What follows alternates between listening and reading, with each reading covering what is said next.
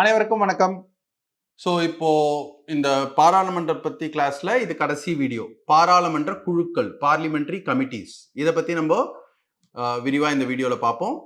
இதோட பாராளுமன்றம் முடிஞ்சிடும். அதுக்கப்புறம் அடுத்த வீடியோவில் நம்ம ஸ்டேட் லெஜிஸ்லேச்சர் எப்படி யூனியன் எக்ஸிக்யூட்டிவ்க்கு ரிலேட்டடோ ஸ்டேட் எக்ஸிக்யூட்டிவ் எப்படி யூனியன் எக்ஸிக்யூட்டிவ் மாதிரியே ப்ரொவிஷன்ஸ் கொண்டதோ அதே மாதிரி ஸ்டேட் லெஜிஸ்லேச்சர் யூனியன் பார்லிமெண்ட்டுக்கு ரிலேட்டட் ப்ரொவிஷன்ஸ் அதை நம்ம டீட்டெயில்டாக பார்ப்போம் நெக்ஸ்ட் வீடியோவில். அதுக்கப்புறம் நீதித்துறை ஜுடிஷியரிக்கு நம்ம செல்லலாம். ஸோ பாராளுமன்ற குழுக்கள் இது ரொம்ப ரொம்ப முக்கியமான விஷயங்க. தேர்வுக்கும் சரி, உண்மையிலேயே நாட்டுக்கும் சரி. இந்த பாராளுமன்ற குழுக்களோட வேலை குறைந்து விட்டது. நிறைய மசோதாக்களை பாராளுமன்ற குழுக்களுக்கு அனுப்புறதே இல்லை. 14வது 15 லோக்சபாலெல்லாம் கிட்டத்தட்ட 60% மேலான மசோதாக்கள் பாராளுமன்ற குழுக்களால் பரிசீலிக்கப்பட்டன. ஆனா இன்னைக்கு தேதியில less than 20% of the bills தான் பாராளுமன்ற குழுக்களுக்கு செல்கிறது. Most of the bills introduce பண்றாங்க, ஈவினிங்குள்ள ஒரு அவையில பாஸ் பண்ணிடுறாங்க, அடுத்த நாள் இன்னொரு அவையில பாஸ் பண்ணிடுறாங்க. இது நடந்துட்டு இருக்கு. இதெல்லாம் இஷ்யூஸ் ஆஃப் லெஜிஸ்லேட்டிவ் கண்ட்ரோல். நம்ம போன வீடியோல லெஜிஸ்லேட்டிவ் கண்ட்ரோல் 2 வீடியோக்கு முன்னால பார்த்தோம் லெஜிஸ்லேட்டிவ் கண்ட்ரோல் என்னன்ட்டு. அதுல இருக்கக்கூடிய இஷ்யூஸ்ல ஒரு முக்கியமான விஷயம் இந்த குழுக்கள் சரியாக செயல்படாததும் தான். அதாவது சரியாக செயல்படாததுன்னா என்ன? தேவையான அளவு இதை உபயோகிப்பதில்லை பாராளுமன்ற விவகாரங்களில் அப்படின்றது ஒரு முக்கியமான ஒரு இஷ்யூ. ஏன்னா இந்த committees actually help the parliament in it's work. ரைட்டுங்களா? இதுதான் 3 விதமான கமிட்டி. இதோட சம்மரியை நான் இங்க சொல்லிட்டு உங்களுக்கு எக்ஸ்பிளைன் பண்றேன். இதற்கான டீடைல்ஸ் என்னோட புத்தகத்துல இருக்கு. ரைட், பாலிட்டி சிம்பிளிஃபைட் புத்தகத்துல. நீங்க வேற ஏதாவது ஒரு புத்தகம் வச்சுட்டு இருந்தீங்கனாலும் அதுல உங்களுக்கு டீடைல்ஸ் அதுல இருந்து நீங்க படிச்சுக்கலாம். பட் அஃப்கோர்ஸ் என்னோட புத்தகத்துல நான் ரொம்ப சிம்பிளா புல்லட் பாயிண்ட் வைஸ் அழகா ஞாபகம் வச்சுக்கிற மாதிரி அதை கொடுத்துருப்பேன். பட் இதை நான் இப்போ எக்ஸ்பிளைன் பண்றேன். அதுக்கப்புறம் நீங்க அந்த புத்தகத்தை வாங்கி படிச்சீங்கன்னா உங்களுக்கு ஈஸியா புரியும். ஸோ ஃபினான்ஷியல் கமிட்டிஸ், நிதி சம்பந்தமான குழுக்கள் என்ன? பர்மனன்ட் கமிட்டிஸ், நிரந்தரமாகனா என்ன? வருடா வருடம் உருவாக்கப்படுகிற கமிட்டிஸ். அது நிரந்தரமானனா எதுவுமே நிரந்தரம் கிடையாது, கமிட்டிஸ் நிரந்தரம் கிடையாது. பட் ஆனால் தேர் கால்ட் அஸ் பெர்மனன்ட் கமிட்டிஸ். ஏன்னா ஒரு ஆண்டும் கிட்டத்தட்ட ஜூலை ஆகஸ்ட் மாதத்துல இந்த குழு உருவாகும். இந்த குழுக்கள் எல்லாம் ஒரு வருட காலத்திற்கு திருப்பி அடுத்த ஆண்டு திருப்பி மீண்டும் உருவாகும். அதாவது தொடர்ந்து இருந்துகிட்டே இருக்கும் இந்த குழுக்கள்லாம். அதனால தான் இது பேர் permanent committees. And attack committees என்பது ஒரு வேலைக்காக உருவாக்கப்படுற குழு. அந்த வேலை முடிஞ்ச உடனே அந்த குழுவையும் கலைச்சிருவாங்க. அதுதான் அடாக் கமிட்டி. ஸோ ஃபினான்ஷியல் கமிட்டியில கமிட்டி ஆன் பப்ளிக் அக்கௌண்ட்ஸ். இது இன்னொரு பேர் பேக் அப்படின்னு சொல்லுவாங்க, பப்ளிக் அக்கௌண்ட்ஸ் கமிட்டி. இது ரொம்ப ரொம்ப முக்கியமான கமிட்டி. இது அரசாங்கத்தை தணிக்கையாளரோட ரிப்போர்ட், கண்ட்ரோலர் அண்ட் ஆடிட்டர் ஜெனரலோட ரிப்போர்ட்டை ரிவ்யூ பண்ணும் இந்த கமிட்டி. இங்க மந்திரிகளை கூட கூப்பிட்டு விசாரிக்கலாம். இவங்க இந்த குழுவில் இந்த பப்ளிக் அக்கௌண்ட்ஸ் கமிட்டி ரொம்ப ரொம்ப இம்பார்ட்டண்ட்டான கமிட்டி எல்லா விஷயங்கள்லையும். இது 15 பேர் லோக்சபாலேருந்து 7 பேர் ராஜ்யசபாலேருந்து இருப்பாங்க இதில். அண்ட் மரபுப்படி ஆஸ் பர் கன்வென்ஷன் இதோட தலைவர் எப்பயுமே எதிர்கட்சியை சார்ந்தவராக இருப்பார். ஏன்னா அரசாங்கத்தோட செலவு கேக் ஆடிட் பண்றாரு. அந்த கேகோட ஆடிட்டர் ரிவ்யூ பண்ற கமிட்டி இது. இதுக்கு கேக் ஒத்துழைப்பாரு. ரைட்? அப்படின்னா அது நம்மளோட டெமோக்ரஸி ரொம்ப வைப்ரண்டா இருக்கு அப்படின்றதுக்காக பை கன்வென்ஷன் இதோட தலைவர், பப்ளிக் அக்கௌண்ட்ஸ் கமிட்டியோட தலைவர் எதிர்கட்சியை சார்ந்தவராக இருப்பார். இது ரொம்ப முக்கியமான பாயிண்ட் இந்த கமிட்டியை பொறுத்த வரைக்கும். எஸ்டிமேட்ஸ் கமிட்டின்றது 30 பேர் கொண்டது. அண்ட் இதுல வெறும் லோக்சபால மாத்திரம் தான் மெம்பர்ஸ் இருப்பாங்க. இந்த எஸ்டிமேட்ஸ் கமிட்டியில வெறும் லோக்சபா மாத்திரம் தான் மெம்பர்ஸ். இந்த committee on public accounts, committee on public undertakings, இது ரெண்டுத்துலையும் 22 பேர் இருப்பாங்க. 15 பேர் லோக்சபாலேருந்து, 7 பேர் ராஜ்யசபாலேருந்து. ஆனால் எஸ்டிமேட்ஸ் கமிட்டின்றது 30 பேர் உறுப்பினர்கள் கொண்டது, வெறும் லோக்சபாலேருந்து தான் இருப்பாங்க. அவங்க என்ன பண்ணுவாங்க? நிதி அறிக்கையில பட்ஜெட்ல டிமாண்ட் கேட்பாங்க இல்லையா, எவ்வளவு துறைக்கு எவ்வளவு பைசா வேணும் அப்படின்ட்டு. அந்த பட்ஜெட் எஸ்டிமேட்ஸை ரிவ்யூ பண்றதுனால தான் இது பேர் எஸ்டிமேட்ஸ் கமிட்டி. அவங்க வருடம் மூலம் பண்ணிட்டு இருப்பாங்க. அதாவது இவங்க பரிந்துரை பண்ணி முடிச்சவன தான் நிதி அறிக்கை மசோதா, நிதி மசோதா பாஸ் ஆகும்னு கிடையாது பட்ஜெட்டு. ஏன்னா அப்புறம் செலவு பண்றதுக்கு பைசா வேணும் இல்லையா, பாராளுமன்றம் அப்ரூவ் பண்ணாதான் செலவு பண்ண முடியும். ஸோ அது முடிஞ்சிடும் பிப்ரவரி மார்ச்ல. ஏப்ரல் 1ஆம் தேதியிலேருந்து செலவு பண்ண ஆரம்பிச்சிருவாங்க. ஆனா சில துறைகளை வருடா வருடம் எடுத்துக்கொண்டு அந்த எஸ்டிமேட்ஸ் எல்லாம் சரியா இருக்கா, அரசாங்கத்தோட கொள்கைக்கு அது ஏற்றாற் போல இருக்கா, எந்தெந்த எஸ்டிமேட்ஸ் எந்தெந்த செலவுகளில் மிச்சம் பண்ணலாம், எக்கானமிஸ் எதெல்லாம் கொண்டு வரலாம், இந்த மாதிரி பரிந்துரை செய்வது தான் இந்த எஸ்டிமேட்ஸ் கமிட்டியோட வேலை. அதுல 30 உறுப்பினர்கள் இருப்பாங்க, மொத்தமே லோக்சபால இருந்து எல்லாருமே. And committee on public undertakings. பொது நிறுவனங்கள் இந்தியாவில் அதிகம். ஏன்னா இந்தியாவில் வந்து சுதந்திரம் அடைந்த பின்பு நிறைய பொது நிறுவனங்கள் இப்பயும் இருக்கு இல்லைங்களா. பிஎஸ்என்எல் இருக்கு, ஓஎன்ஜிசி இருக்கு, கெயில் இருக்கு, செயில் இருக்கு, பாரத் ஹெவி எலக்ட்ரிக்கல்ஸ் இருக்கு, எவ்வளோ நிறுவனங்கள் இருக்கு, பொதுத்துறையால் நிறுவப்பட்ட நிறுவனங்கள். அவங்களோட கணக்கு வழக்க ஆடிட்டர் கேக் அவரே சொந்தமா அவரோட ஆஃபீஸ் மூலமா இல்லைன்னா மற்ற தணிக்கையாளர்கள் மூலமா ஆடிட் பண்ற அக்கௌண்ட்ஸ் இருக்கு இல்லைங்களா. அதாவது மொத்தமா அரசாங்கத்தோட செலவை பத்தி அவர் கொடுக்குற ரிப்போர்ட்டை ரிவ்யூ பண்றது இந்த கமிட்டி ஆன் பப்ளிக் அக்கௌண்ட்ஸ். பொது நிறுவனங்களை பத்திக்கான ரிப்போர்ட்டை ரிவ்யூ பண்றது இந்த committee on public undertakings. And இதுலயும் வந்து 15 + 7 22 பேர் இருப்பாங்க. இதுதான் நிதி சம்பந்தப்பட்ட குழுக்கள், அதர் பெர்மனன்ட் கமிட்டிஸ். ஸோ இந்த கமிட்டிஸ் பார்த்தீங்கன்னா இந்த டிபார்ட்மெண்டல் ஸ்டாண்டிங் கமிட்டிஸ்ல 31 பேர் இருப்பாங்க. 21 பேர் லோக்சபாலேருந்து, 10 பேர் ராஜ்யசபாலேருந்து. துறை சார்ந்த குழுக்கள். நான் இதை எக்ஸ்பிளைன் பண்றேன். அதை தவிர மீதி இந்த கமிட்டிஸ் இருக்கு இல்லைங்களா. இந்த கமிட்டிஸ்லாம் லோக்சபால தனியா இருக்கும், ராஜ்யசபால தனியா இருக்கும். எவ்வளவு உறுப்பினர்கள் அப்படின்ற டீடைல்ஸ் எல்லாம் வந்து நான் என்னோட புத்தகத்துல இருக்கும், நீங்க பாத்துக்கலாம். 1-2 கமிட்டிஸ் வந்து வெறும் லோக்சபால மாத்திரம் தான் இருக்கும். பட் இவங்க என்னென்ன இம்பார்ட்டண்டா செய்வாங்க அப்படின்றத நான் சொல்றேன் உங்களுக்கு. பட் இந்த டிபார்ட்மெண்ட்லி ரிலேட்டட் ஸ்டாண்டிங் கமிட்டிஸ் ரொம்ப ரொம்ப முக்கியம். அது வந்து ஒரு பொதுவான குழு.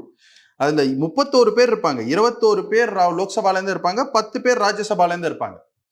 அந்த குழுவில் மந்திரி வந்து உறுப்பினராக இருக்க முடியாது. சப்போஸ் ஒரு உறுப்பினர் மந்திரி ஆயிட்டார்னா அவர் அந்த குழுவிலேருந்து வெளில வந்துருவாரு, அவருக்கு பதிலாக இன்னொருத்தர் அப்பாயிண்ட் பண்ணுவாங்க.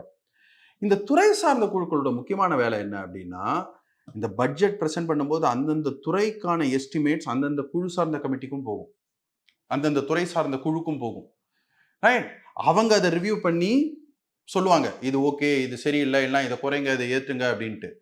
ஏதாவது ஒரு மசோதா உள்துறை சம்பந்தப்பட்ட மசோதாவாக இருந்தால் department related standing committee on home.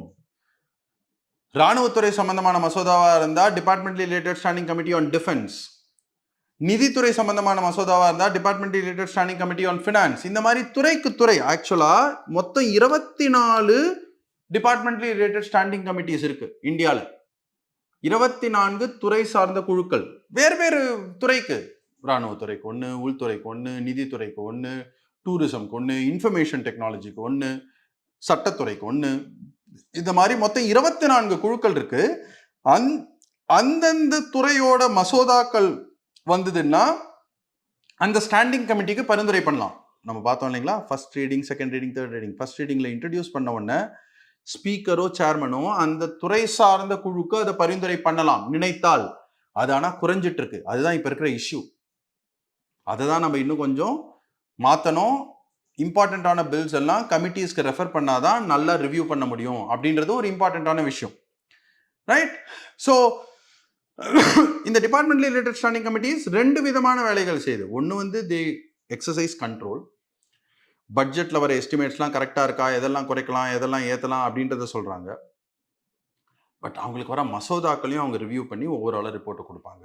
அதுதான் டிபார்ட்மெண்ட் ரிலேட்டட் ஸ்டாண்டிங் கமிட்டியோட வேலை. பிஸ்னஸ் அட்வைசரி கமிட்டின்றது லோக்சபாவில் தனியாக இருக்கும், ராஜ்யசபாவில் தனியாக இருக்கும். அதற்கு வந்து என்னென்ன அலுவல் இருக்குது, ஒரு கூட்டத்தொடர் நடக்கும்போது என்னென்ன அலுவல் அப்படின்ட்டு டிசைட் பண்ணுறது இந்த பிஸ்னஸ் அட்வைசரி கமிட்டி.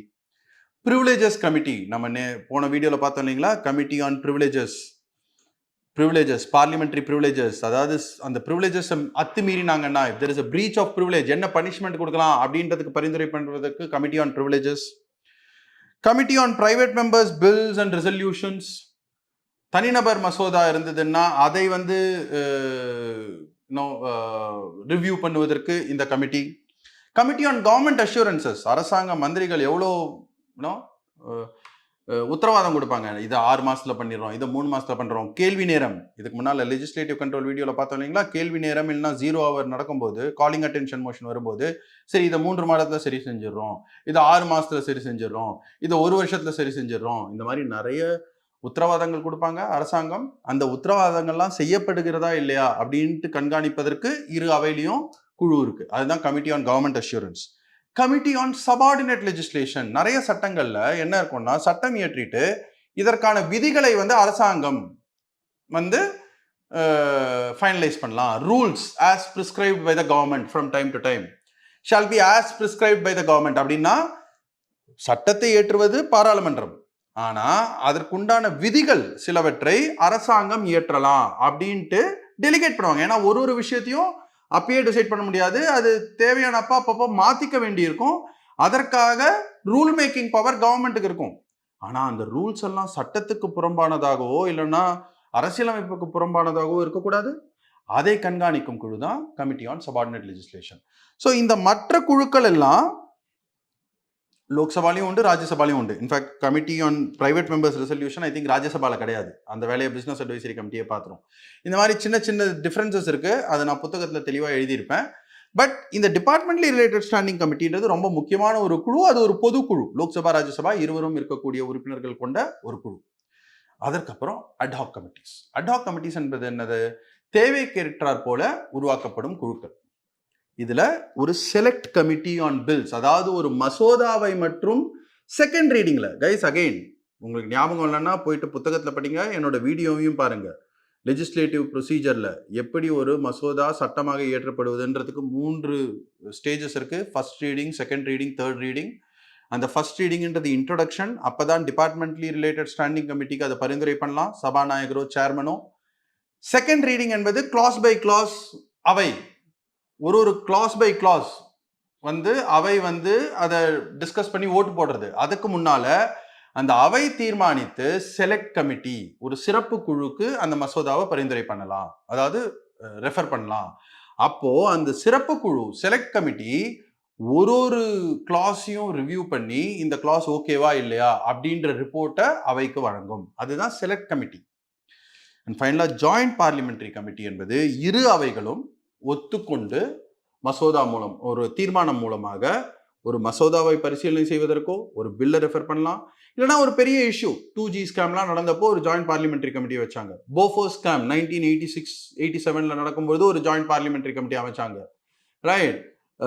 கோல் ரிலேட்டட் இர்ரெகுலாரிட்டிஸ் வந்தப்போ அதற்கு ஒரு ஜாயிண்ட் பார்லிமெண்டரி கமிட்டி அமைச்சாங்க. இந்த மாதிரி ஜாயிண்ட் பார்லிமெண்டரி கமிட்டி, அதாவது நாடாளுமன்ற கூட்டுக்குழு, 2 அவையிலேருந்தும் உறுப்பினர்கள் இருப்பாங்க. ஆனா அதுக்கு வந்து 2 அவையும் ஒத்துக்கணும், தீர்மானம் மூலமாக ஒத்துக்கணும், நாங்க ஜாயிண்ட் பார்லிமெண்டரி கமிட்டி அமைக்கிறோம் அப்படின்ட்டு. கடந்த 10 ஆண்டுகள்ல எனக்கு தெரிஞ்சு எந்த ஜாயிண்ட் பார்லிமெண்டரி கமிட்டியும் அமைக்கப்படவில்லை. ஆனா அது வந்து ஒரு மசோதாவை பரிசீலனை செய்வதற்காகவோ இல்லைன்னா ஒரு இஷ்யூவை ஏதாவது ஒரு பிரச்சனை இருக்கு அதை வந்து அதை பற்றி விசாரணை நடத்தி அதற்கான ரிப்போர்ட் என்னன்றது பாராளுமன்றத்துக்கு கொடுப்பதற்காகவும் இந்த மாதிரி குழுக்கள் அமைக்கலாம். இது எல்லாமே அகைன் பாராளுமன்ற பணியில வந்து பாராளுமன்றத்துக்கு உபயோகம் செய்வதற்காக ஆர் ஹெல்ப் பண்ணுவதற்காக அமைக்கப்படும் குழுக்கள். அண்ட் ஆல்சோ பாராளுமன்றம் மேல இன்டைரக்டா ஒரு கண்ட்ரோல், அது எக்ஸிகியூட்டிவ் மேல ஒரு கண்ட்ரோல், பாராளுமன்றம் மேல இல்ல, இதெல்லாம் பாராளுமன்ற உறுப்பினர்கள் கொண்ட குழு. எக்ஸிகியூட்டிவ் மேல ஒரு கண்ட்ரோல் வைப்பதற்கும் இந்த குழுக்கள் உபயோகமாக இருக்கின்றன. ஆனா இந்த குழுக்கள் தங்களோட வேலையில வந்து அவங்கள வந்து உபயோகப்படுத்தும் விதம், அவங்களோட என்னென்ன பில்ஸ் எல்லாம் அவங்களுக்கு ரெஃபர் பண்றாங்க அப்படின்றது வந்து குறைந்துகிட்டே இருக்கு. அதை வந்து சீரமைக்கணும் அப்படின்றது ஒரு ஒரு ஒரு சஜஷன் ஃபார் இம்ப்ரூவ்மெண்ட். ரைட்டுங்களா? ஸோ இதுதான் பாராளுமன்ற committees. So I hope you understood it. அடுத்த வீடியோவில் ஸ்டேட் லெஜிஸ்லேச்சர், அது ஒரே ஒரு வீடியோ தான். நம்ம கிட்டத்தட்ட ஒரு 8-9 வீடியோ பார்த்துட்டோம் பாராளுமன்றத்துக்கு. ஆனால் ஸ்டேட் லெஜிஸ்லேச்சருக்கு ஒரே வீடியோ தான். ஏன்னா எல்லாமே சிமிலர். அதை நான் அடுத்த வீடியோவில் விளக்குறேன். பிரைம் மினிஸ்டருக்கு பதிலாக சீஃப் மினிஸ்டர் போட்டுக்கணும், லோக்சபாக்கு பதிலாக லெஜிஸ்லேட்டிவ் அசம்பிளி போட்டுக்கணும், பிரசிடென்ட்டுக்கு பதிலாக கவர்னர் போட்டுக்கணும், ராஜ்யசபாக்கு பதிலாக லெஜிஸ்லேட்டிவ் கவுன்சில் போட்டுக்கணும். இதை போட்டிங்கன்னா எல்லாமே similar except for few differences for legislative council. அதை மட்டும் அந்த வீடியோவில் தெளிவாக பார்த்துட்டு அதுக்கப்புறம் நம்ம ஜுடிஷியரிக்கு போகலாம். நன்றி.